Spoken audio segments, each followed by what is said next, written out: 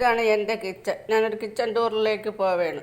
പിന്നെ എനിക്ക് വലിയ വൃത്തിയുള്ള ആളൊന്നുമല്ല. ഇതെൻ്റെ വെള്ളം തിളപ്പിച്ച് വയ്ക്കുന്ന കലമാണ്.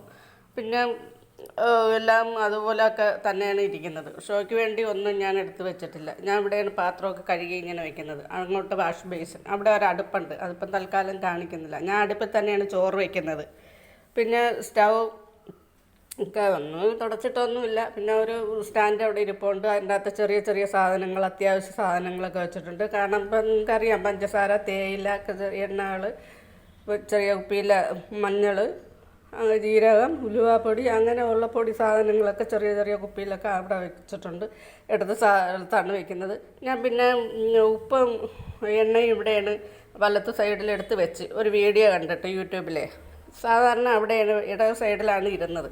അപ്പോഴാണ് ഒരു വീഡിയോ കാണാനിടയായതും. അങ്ങനെ ഞാൻ പേടിച്ചെടുത്ത് വലത്ത് സൈഡിൽ വെച്ച് കൈവാക്കിന് വെക്കണം, അതേ ഉദ്ദേശിക്കുന്നുള്ളൂ. അല്ലാതെ ഇത് ദോഷവും സൗഭാഗ്യവും ഒന്നുമില്ല. നമ്മളെ ഉപ്പ് എണ്ണയും ഇപ്പോഴും കൈവാക്കിനിരിക്കണമെന്ന് പണ്ടേ അച്ഛൻ പറയുന്നത് കേട്ടിട്ടുണ്ട്. ഉപ്പ് എപ്പോഴും കൈവാക്കിനെടുത്ത് പോയി. അതാണ് വലതുവശം. ഇടതുവശത്ത് നിന്ന് നമ്മൾ കോരുമ്പോഴത്തേക്ക് അത് തറയിൽ വീഴാൻ സാധ്യതയുണ്ട്. പിന്നെ ഇത്രയൊക്കെയുള്ളൂ, വലിയ വിശേഷങ്ങളൊന്നുമില്ല. Thank you. എല്ലാവരും ആ ചാനലൊന്ന് സബ്സ്ക്രൈബ് ചെയ്യണം പ്ലീസ്.